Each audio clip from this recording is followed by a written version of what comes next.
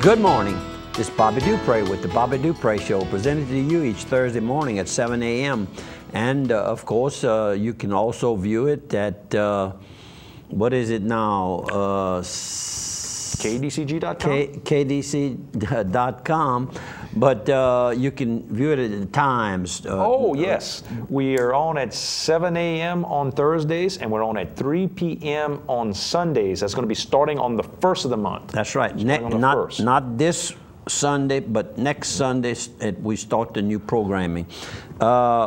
You'll see also new shows as well, like Andy Griffin, I think All in the Family, quite a few of the old shows everybody likes to enjoy, a whole new lineup. Right, whole new lineup. And of course, then we had to give a little bit to get a little bit. So anyhow, and then of course, KSLO, we're in our 36th year on KSLO, 1230 a.m. on your dial, and 105.3 FM, and of course that's out of Simpsport, Louisiana. All of this is owned and operated by Delta Media, Karen Crow, Louisiana.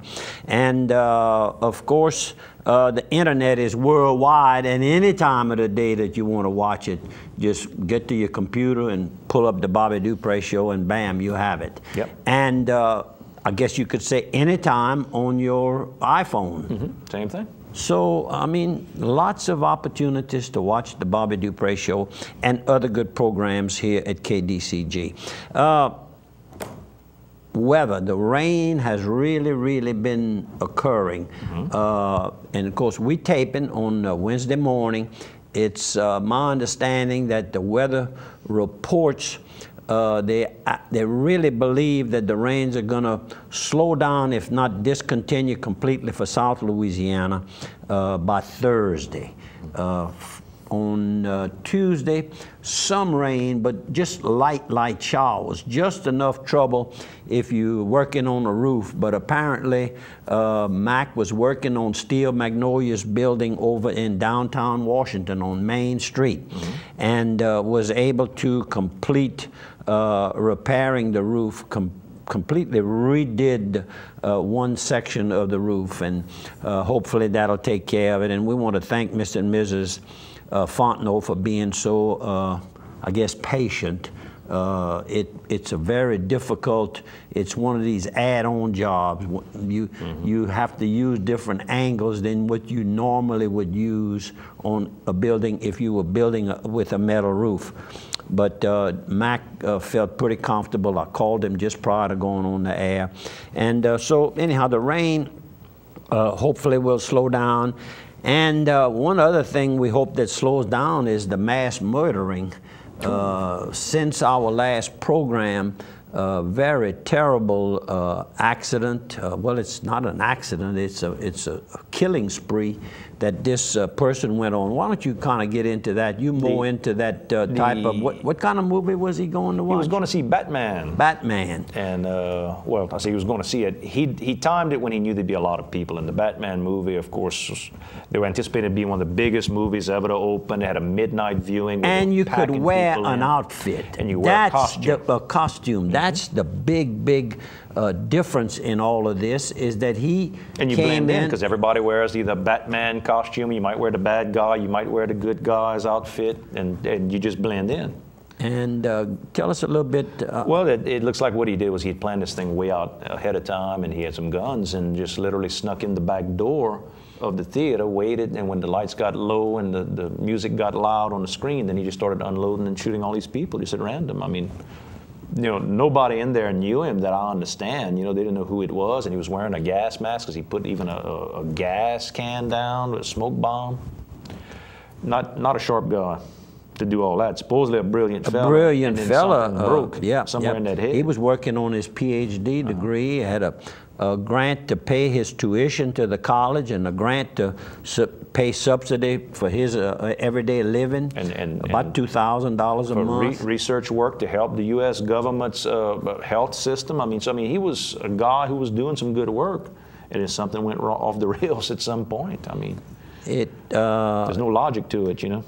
And of course, then you go back and you start a big war again in the media and in the Congress and about being able to get guns too freely, and these big high-powered, what you call that rifle? A what? The National Riflemen's Association, No, NRA? no, the type of rifle, that automatic. Oh, yeah, he had like an AR-47 or one of those types. It's not the AK style. I guess you can't use the AK if you're a civilian, but I think it's like an AR type gun. Well, I mean, civilian. But it's almost the same thing. Well, yeah. Anyhow, it's terrible, and for all of the families and the friends, it affects so many. It affects the whole college situation there.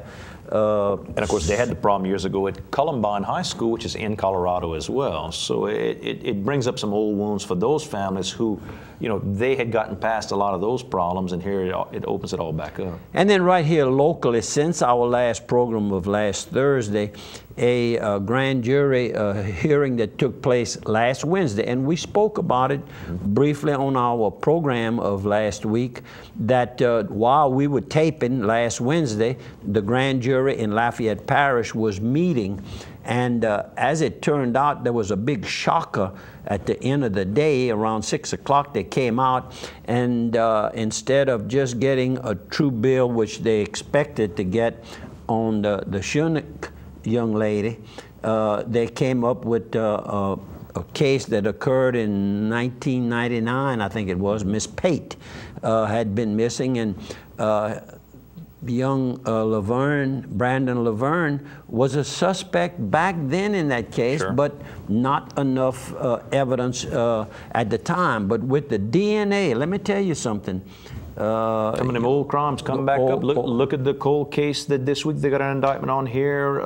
Was it Miss DuPont here that that had been murdered years ago, and that Chief Perry Gallo here with the August Police Department went back in these cold cases, did the DNA work, looked back over the evidence, and got an indictment on the man this week. Perry has a special Lieutenant Grimmett, Dwayne Grimmett, heads up that small group, but they've already solved, is it 7 cases possibly? I think it's maybe as high as 12 cases that they've gone back to. You know, maybe not all as strong of you know, not all murder type cases, but I think it's been as many as 12 cases that they've dug up that had gone cold on them, and they found information. And our sheriff's office here, Bobby Guitros, he has just brought in a specialist, CSI. Whoa, man, CSI. TV. That's about all they're showing on one or 2 programs lately. Is CSI. They got 6 versions of it, I think. Oh, Lordy. Then he's got a dive team, I saw. So we've got this great group of law enforcement, and let's talk about how good the guys were in Aurora, Colorado. That 90 seconds after that gunman opened fire in that theater, 90 seconds, the first police officer was on scene. They had like a dozen within another minute. And one guy said he came out of the theater lucky to be alive. He looked up and helicopters were landing with SWAT teams. I mean, that's how fast they reacted. So. And right here in Lafayette, the chief of police, Mr. Kraft, I don't know the gentleman. I see his picture in the paper quite often. They really took the bull by the horns on the Shunick case. And the Shunick friends and family did a tremendous job of keeping the pressure on, and having everybody looking to in their own lives. Did we happen to see something that we could share? Just any little teeny tiny bit might add up to something else they had just gotten. And of course, the body has not been found, so we're not. This case is not closed by any means. Right. First of all, you've got to go to court and prove him guilty. He's been accused of being guilty. Right. And then the process takes place. And of course, the family and friends and the law enforcement agencies are all still looking for the body to have a closure in this matter. Yep. I'm going to hit a couple of sponsors. You better hit a couple of sponsors, or else we're going to get run off. Benny's Supermarket right here in downtown Opelousas. And of course, Benny's is known for the great deli food. They got 7 days a week. You can get a nice plate dinner in there, cafeteria style. They'll do catering for you as well for any of your events, from the white coat wedding style things to something like just you picking up some food for your tailgate party. You've got the great meat selection, the best of the best produce selection. 80 plus imported beers back there. You can build your own six-pack with the imported beers as well. If you like to sample and try things, they got all kind of unusual things back there in the beer section. Great wine selection, and Miss Mary's gift shop, and Little Benny's Sports Shack with nutritional supplements for you that big workout guys, or just somebody trying to get back in shape and stay in shape. Go by Benny's. And Mr. Benny, we understand, is Don't forget back that. in the hospital, not doing so well. They're checking on him. He's been fighting this illness, and just keep him in your prayers Please, if you can. please. And one more sponsor. Let's go with, how about Targill Supply? Targill for seasoning, for butcher supplies, for cutlery, for kitchen supplies. That's everything from the restaurants that need all this type of gear to the grocery stores that need it. You with an outdoor kitchen or maybe a camp, very nice to have, or maybe you're a small caterer. Perfect place to go, or a big time caterer. I mean, they handle it all, and they can do seasoning blends for you use just loosely. If you need it packaged for selling, if you need it packaged for giving away, maybe to promote your business. A lot of people use it as a gift. Yeah, there you go. And Ted would love to see you over there. Ted Bellard and Company. You got it. And I tell you what I saw in the paper this week. I want to congratulate Mr. Silas Dejean, who's with the swim team over at Westminster. He's on a larger group. He's a senior at Westminster, but on the, what is it called? Crawfish Aquatics, I think is the name of the group he's with. And he's been an all-state swimmer. I know they're competing over in Texas now for gold medals. I just want to give him a congratulations. That's Mr. Tommy Dejean's little boy that comes help us when we cut that sugar cane every year to make our syrup. There you go. And we have a few pictures. You want to show? We do, sure. Let's start with some racehorses. Racehorses. And this particular horse winning is what? I'm in a Zone. I'm in a Zone. And of course, that's I'm in Racing, the little syndicate I mentioned. We had formed some approximate 4 months ago, and raised a nice bit of money, and entrusted these monies with our trainer of choice to head, to be the trainer for the syndicate, Carl DeVille. And Carl is one of the few trainers that train here locally and in the state that's won a Division I race, Grade 1 race when he was working on the East Coast. But he wanted to come back to South Louisiana where his roots are and raise his kids and quit being all over the country like he was on the East Coast. Right. Anyhow, we won a race on the 14th, Saturday before last, and then again this Saturday. And all of the horses, 11 of them that Carl purchased, have been named according to our leader of the group, Mr. Joe Rink from Metairie, Louisiana. Joe decided to name them all I'm In, and I'm in a Hurry, and I'm in Zone, and I'm in Fashion won the race Saturday on the 14th.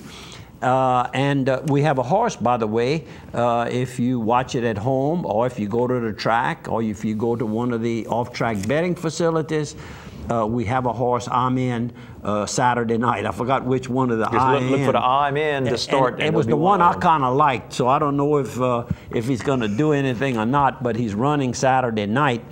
And on Friday night, I have a horse that I claimed that ran dead last time. Let's hope he does a little bit better. But so I'm going from a winning side to a losing side, and that's High Smarty.